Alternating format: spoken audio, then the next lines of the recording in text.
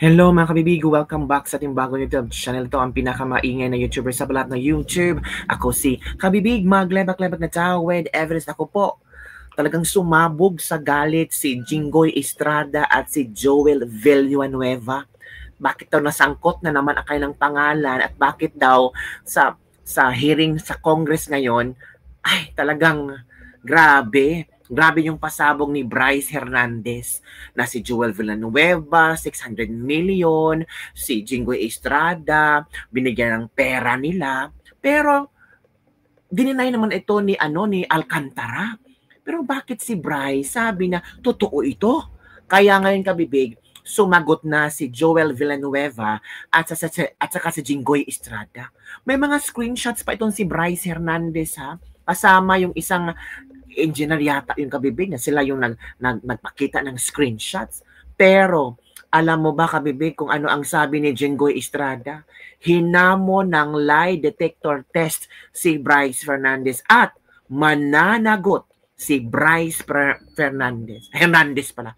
Ipakukulong ni Jinggoy at Joel Villanueva. So ito kabibig, ang kanilang statement na ewan ko mga kabibig kung ano ang inyong reaction hinggil dito, kung nagsasabi silang katotohanan or hindi. Pero nako, eto na kabibig, makinig tayo mga kabibig kung ano nga ba ang statement ni Jinggoy at ni Joel Villanueva. Let's watch this. Ka, lagot ka. Pero ngayon, Mr. President, kapag good ka, lagot ka. Kapag bad ka, lagot ka. Pero ngayon, Mr. President, kapag good ka, lagot ka sa mga sindikato. And baseless accusations made against me by Assistant District Engineer Bryce Hernandez. Una sa lahat, wala akong tinanggap na anumang halaga mula sa mga flood control projects. Gaya ng mga guni-guni nilang flood control projects, guni-guni rin ang sinasabi niyang 30% commitment ko raw. Pinalaki po ako ng magulang ko na naniniwala ako sa langit at impyerno. Pinalaki po ako ng magulang ko na naniniwala ako that when you die here on earth, you will face your Creator and immediately into judgment. Pinalaki po ako ng magulang ko na sa impyerno, wala pong graduation. Kahit 1 bilyong taon, kahit 1 trilyong taon, pag ikaw ay nagkasala, pag ikaw ay pinarusahan ng Diyos, wala pong graduation doon. I am not merely challenging Mr. Hernandez to take a lie detector test with me. I am demanding that he prove every single allegation he has made in a court of law.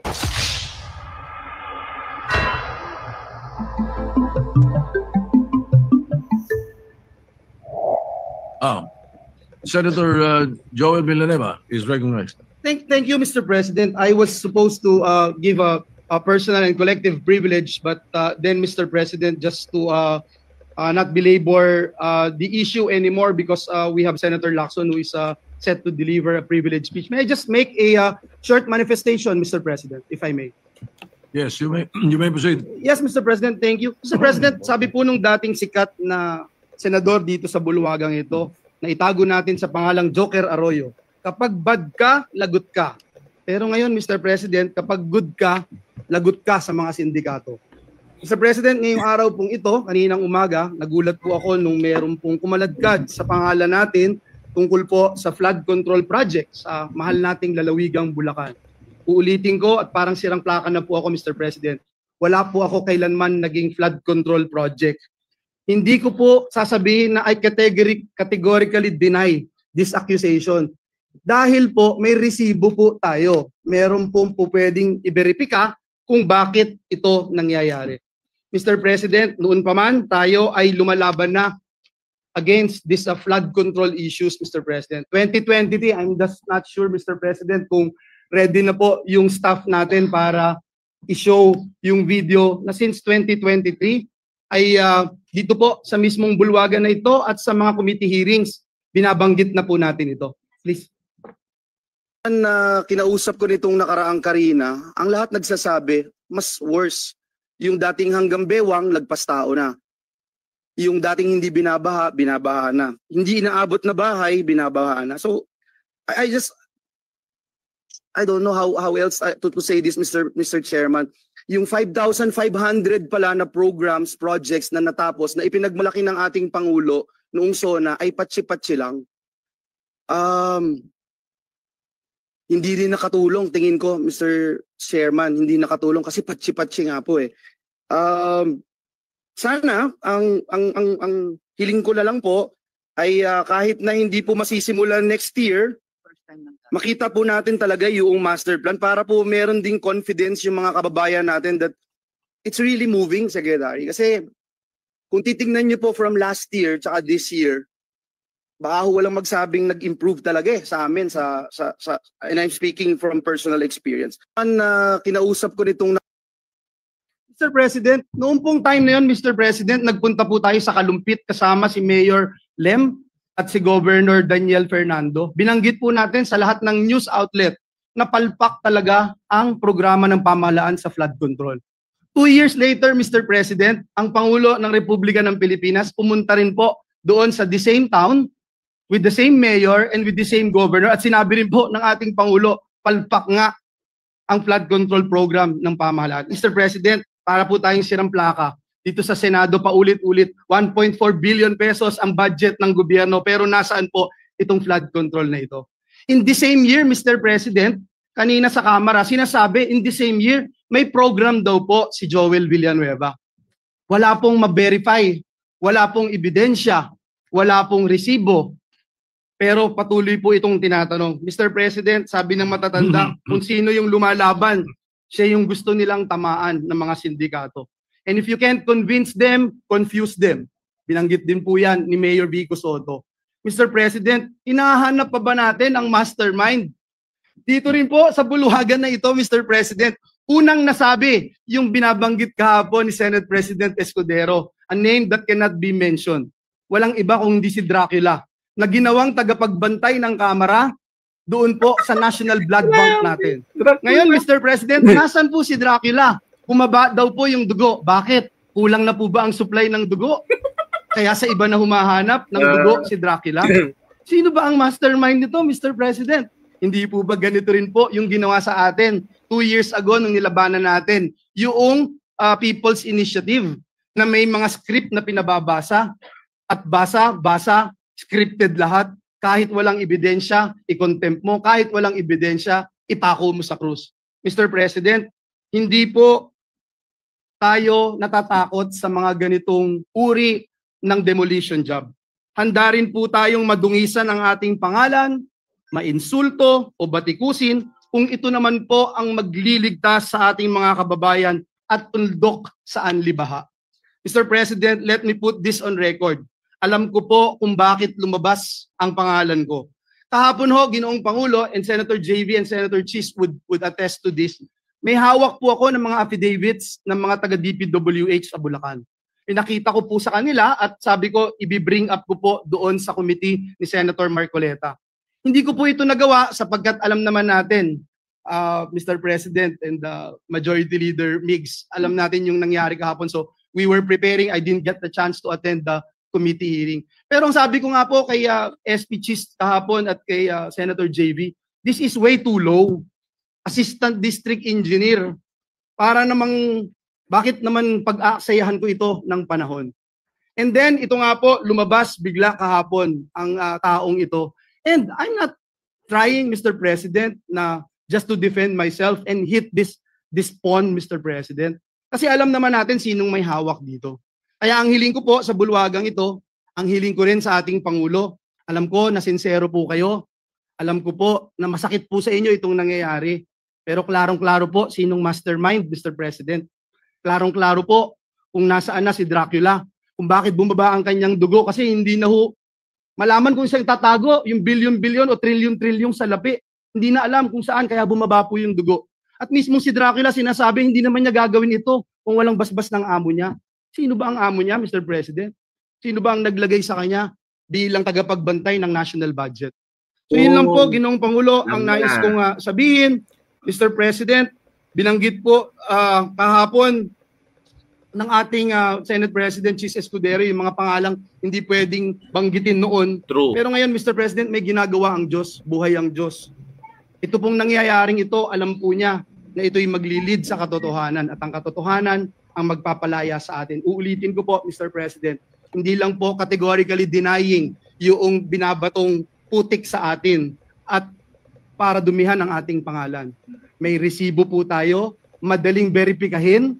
Tayo po ay more than willing mag-undergo at sumali sa anumang investigasyon sapagkat wala po tayong tinatago. Ngunit ang hiling ko, Mr. President, atin pong alamin at siguruhin na may ebidensya yung ating mga sinasabing sangkot dito. At sa mga susunod na pagdinig, bibigay ko po lahat ng aking nalalaman. Wala din po akong sasantuhin gaya ng sinasabi ko noon pa. At Mr. President, I will never betray my principle. I will never, ever,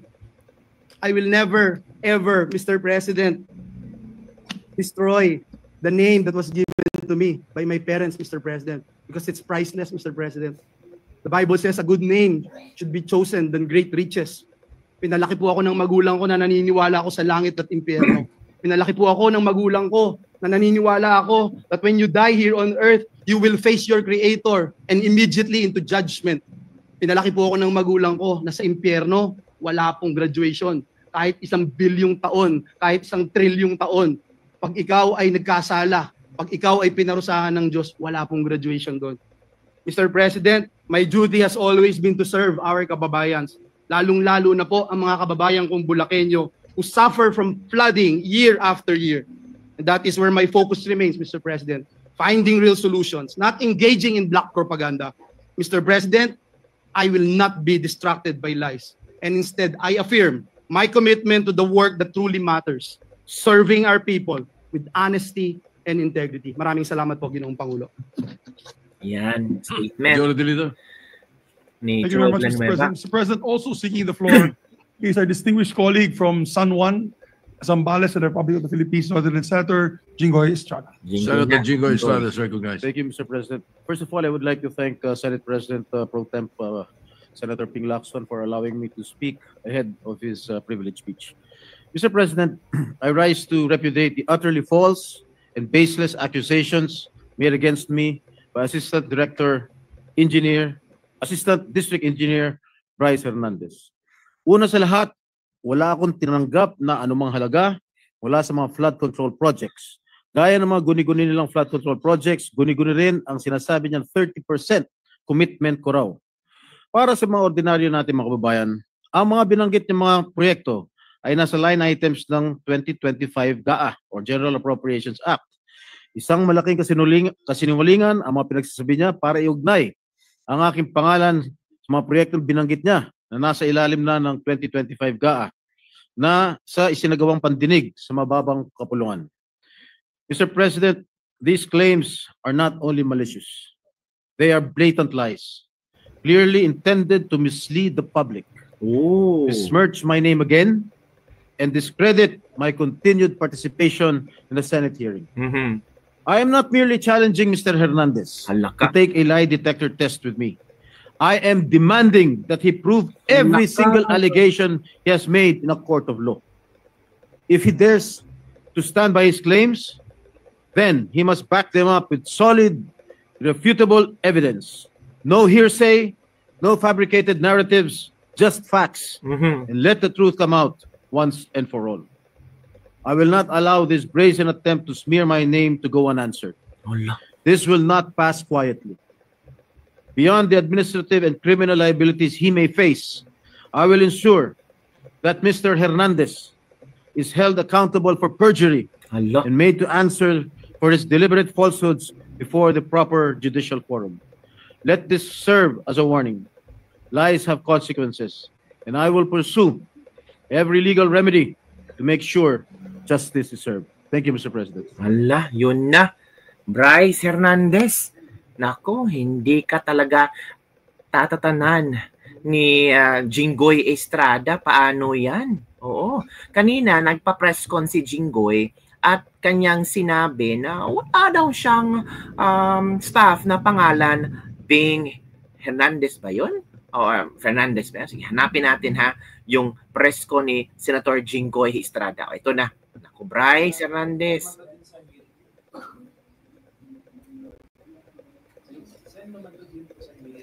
Okay. I do not have any staff named Beng Ramos since I Beng Ramos entered the pala. Senate. Okay? That's for sure. Siya she's a staff of the Blue Ribbon Committee. Beng Ramos. Staff siya sa Blue Ribbon Committee. She was never my staff in my office. And I never authorized her at kahit sino man. Halak.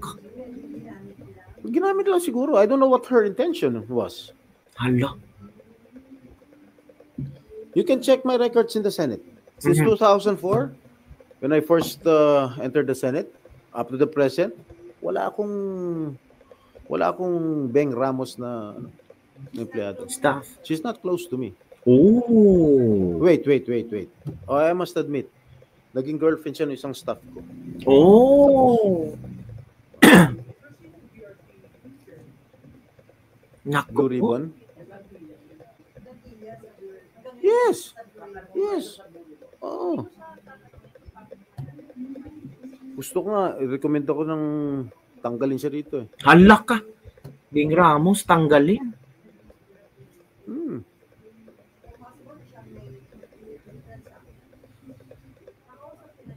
No. Ba't ko siya kakausapin? Siguro I will write a letter to SP Soto. She Yun. claims that she's my staff. Did she claim that she was my staff? Halak ka. Si Bryce. Oh, kita mo sinungaling yung hayop na yan. Halak. Saan ang proof niya na staff ko yung Beng Ramos? Nuno ng kasinungaling yung hayop na yan. I never met that guy. Hindi ko kilala yan. I never met him.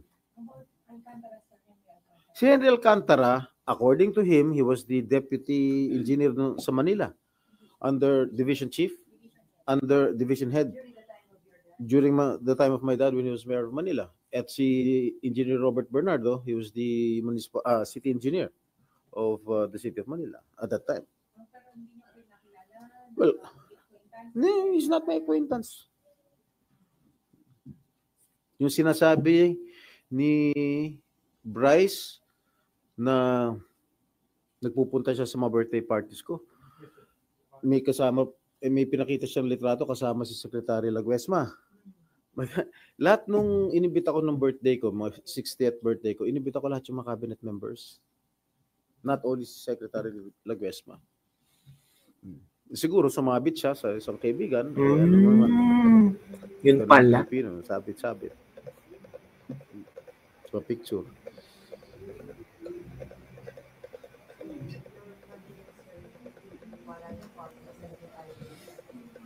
Of course, I'm confident. Napakasinungaling yan. Kita mo. Sa investigasyon lang kahapon sa Senado, lahat pointing at him, towards him. Nung in-interrogate ko siya tungkol sa mga talo niya sa casino, yung ID niya sa casino, dinideny niya. Lahat dinideny niya. Pero may record ng Blue Ribbon Committee. Tama kahapon. Deny siya. Yung mga losses niya sa casino.